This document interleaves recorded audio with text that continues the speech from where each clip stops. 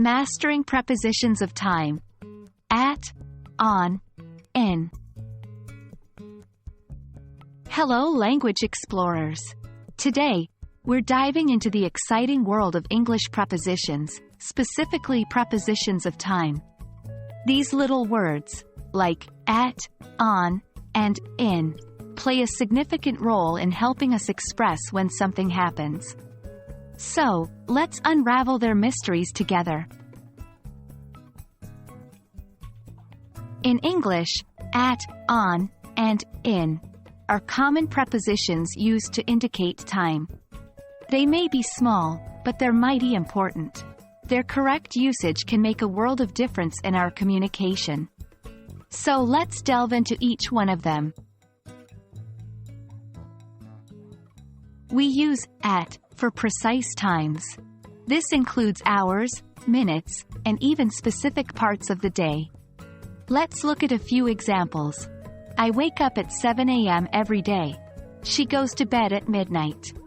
Remember, we also use at for some specific phrases like at night and at the weekend. In American English, on the weekend is more common. We use on for days and dates. Here are some examples. We're having a party on Friday. Her birthday is on July 12th.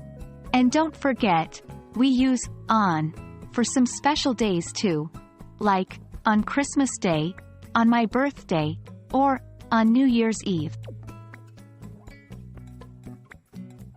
We use in for longer periods such as months, years, seasons, and parts of the day. Here are some instances. I was born in 1990. The flowers will bloom in spring.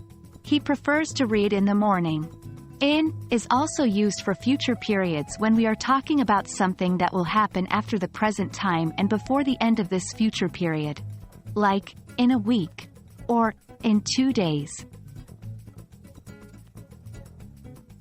While these are general rules, English being English, there are always exceptions and variations. For instance, we say at night, but in the morning, afternoon, evening. And while British English uses at the weekend, American English prefers on the weekend. To excel, practice is the key. Try to incorporate these prepositions in your day-to-day conversations and writing.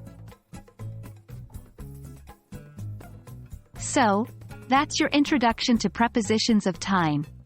At, on, and in.